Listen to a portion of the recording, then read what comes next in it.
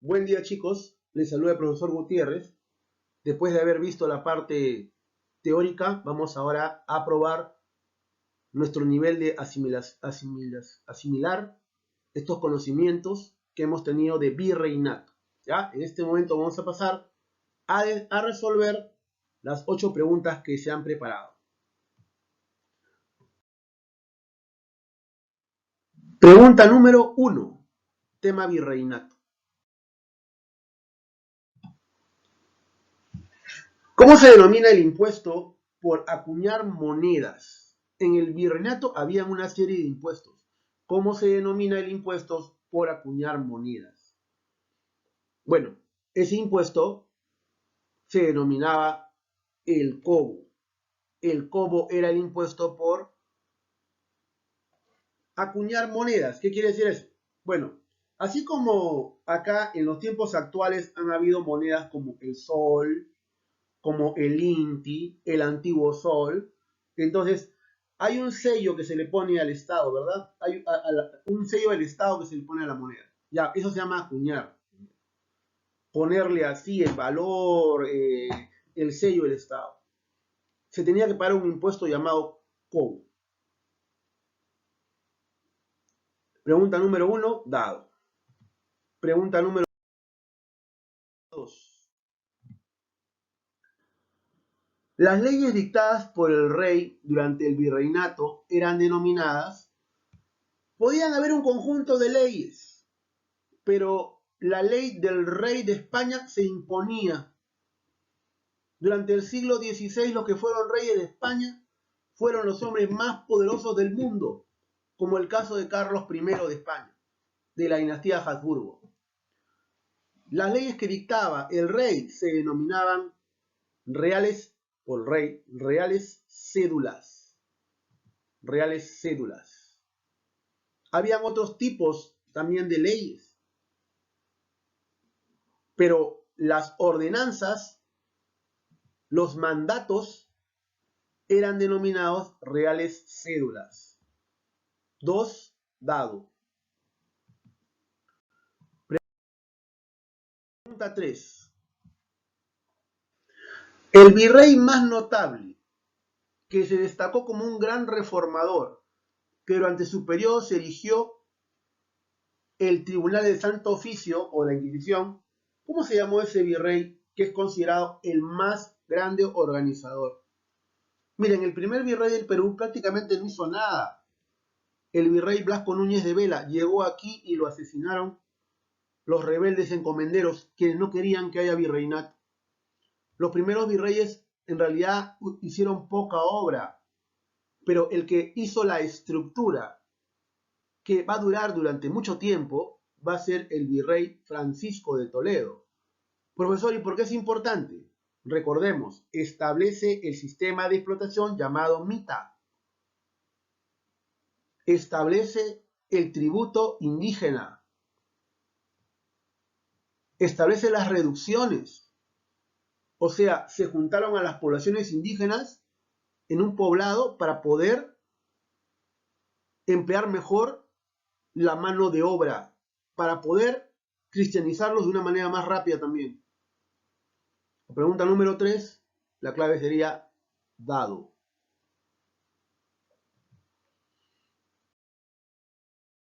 Pregunta número 4.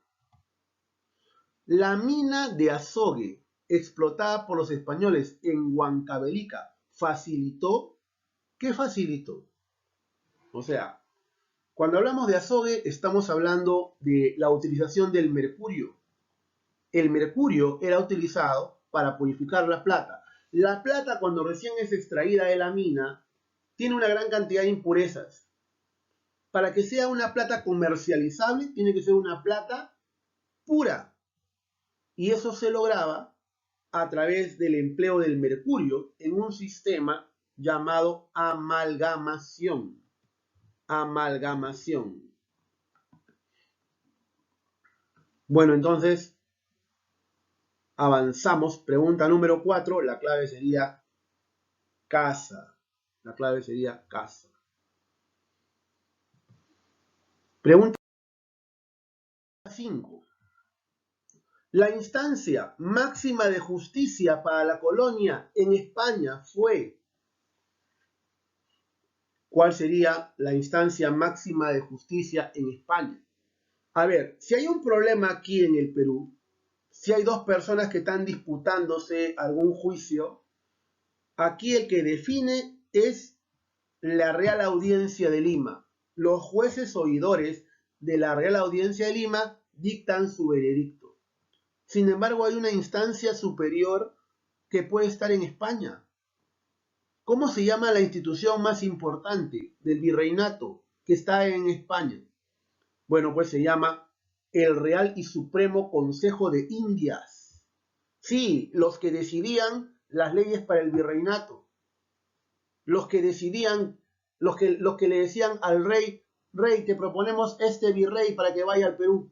Ya, ese es el Consejo de Indias. Y el Consejo de Indias era la máxima instancia de justicia.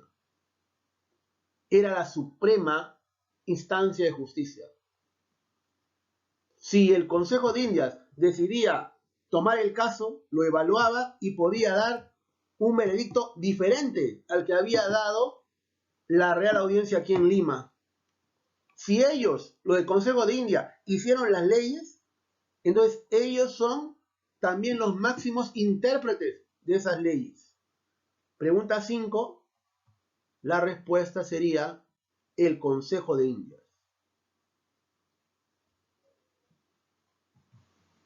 La pregunta número 6.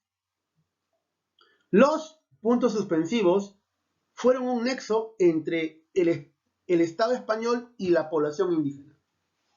En la cadena de explotación no era el corregidor español el que directamente explotaba a los nativos, a los aborígenes, a los indígenas. No era que el corregidor mismo tocaba la puerta de tu casa y te cobraba el impuesto, el tributo indígena. O no era el corregidor mismo que te decía, tú vas a ir a la mina tal, para la mita. Había un nexo. ¿Quién es ese nexo? Ese nexo es el cacique. ¿Quién es el cacique? Un hombre de la nobleza. Repito, algunos fueron descendientes de los incas, como el caso de Túpac Amaru II. Otros fueron grandes señores curacas en tiempos prehispánicos. Pero los españoles inteligentemente los utilizaron para que sirvan como un nexo con la población indígena. La población indígena no respetaba al corregidor, pues le tenían miedo, sí, pero no lo respetaban. En cambio, al que respetaban era al cacique. Este cacique era como la autoridad para ellos. Y si el cacique cobraba el tributo, bueno, tenían que pagarle. Si el cacique le decía, vas a ir a hacer la mita a tal lugar, tenían que ir. Entonces, chicos, ahí está. La clave de la 6 sería los caciques. Los caciques. Bueno, vamos a la pregunta número 7.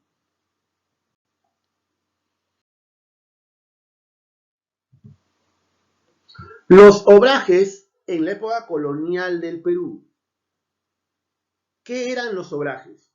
A ver, yo había mencionado que los indígenas adultos varones iban a la mina, esa era la mita minera, pero también habían indígenas, la mayoría mujeres y niños, que eran llevados a lugares donde hacían telas, ropa que se va a vender luego en los centros mineros.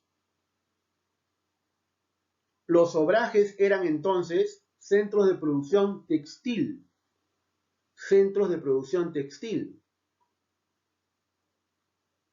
donde los indígenas estaban obligados a trabajar. Profe, ¿les pagaban un sueldo? Sí, un sueldo mínimo para que ellos puedan alimentarse y seguir trabajando. Profe, ¿podía decir yo no quiero ir? No, tenías que ir obligatoriamente. Era una disposición del gobierno español que tenían que ir los indígenas. Porque en el trabajo también se iban a aprender a tomar el cristianismo como su fe. Recuerdan que los españoles no respetaron las tradiciones religiosas andinas, sino que se impusieron. Por eso cuando tú te vas a una ciudad del interior, no sé, si algún día tienes la suerte de ir a Vilcajuamán en Ayacucho, vas a encontrar una iglesia encima del templo religioso prehispánico. O si tienes la suerte de ir al Cusco, ahí donde está el Coricancha, el gran templo del sol, vas a encontrar encima la iglesia de Santo Domingo. Así que los españoles impusieron su fe, impusieron su dominio económico. Por ejemplo, mujeres y niños no se salvaron. Fueron a estos lugares llamados obrajes, donde se tuvieron que dedicar a la producción textil. Eran talleres de producción textil. Bueno, vamos a la pregunta número 8. La 7, la clave sería casa, centro de producción textil. 8.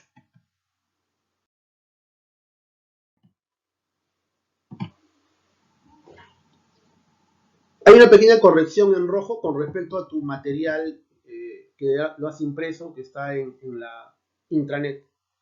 Los criollos sin título nobiliario en la sociedad virreinal a nivel político. Está preguntándote algo sobre los criollos que no tenían títulos de nobleza.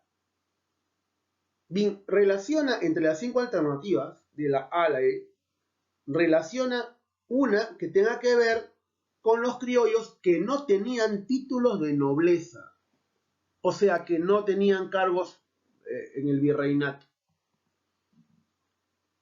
La A dice, eran funcionarios. No, no eran funcionarios. ¿Un funcionario quién es? Alguien de la burocracia, o sea, que trabaja para el virreinato. No tenían ningún cargo político en el virreinato. No puede ser avión. Fueron ricos comerciantes.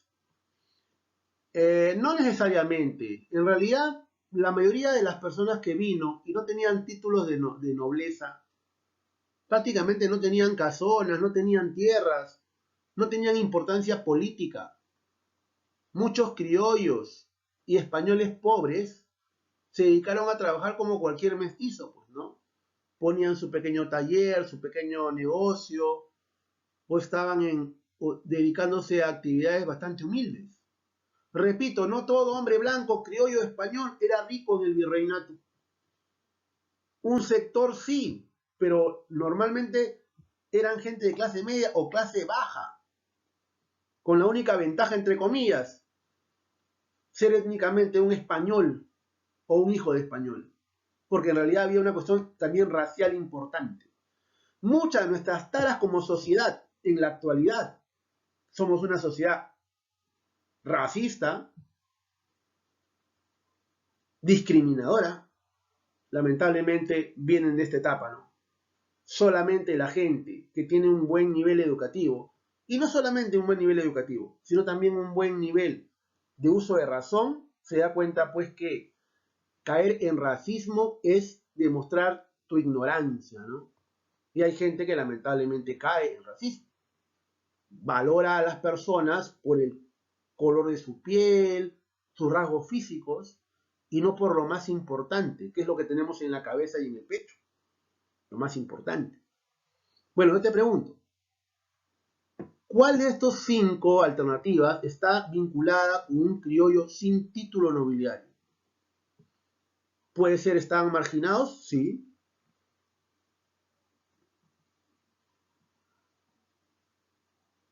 Muy bien, esa es la clave. Estaban marginados de la participación política. No podían alcanzar a tener un cargo como oidor en la Real Audiencia. No podían tener un cargo como asesor del virrey. No podían tener un cargo en la municipalidad como jefe de cabildo, como regidor, como alcalde. No, mucho menos como corregidor de las provincias. Estaban marginados. No tienes títulos de nobleza. No eras considerado como parte de la forma de gobierno que había en el virreinato del Perú. Así que la clave de la pregunta número 8 es la C, casa. CAS. Bueno, chicos, la verdad que es un gusto estar como cada semana con ustedes explicándoles las claves, explicándoles también las teorías. Les mando un fuerte abrazo, hasta una nueva oportunidad. Estudien bastante, con mucho ahínco, con mucho optimismo, que pronto la situación va a mejorar y nosotros vamos a estar listos pues para poder perfilarnos hacia nuestra carrera universitaria que hemos elegido. Un fuerte abrazo para cada uno de ustedes. Cuídense mucho. Nos vemos pronto en la siguiente. Gracias.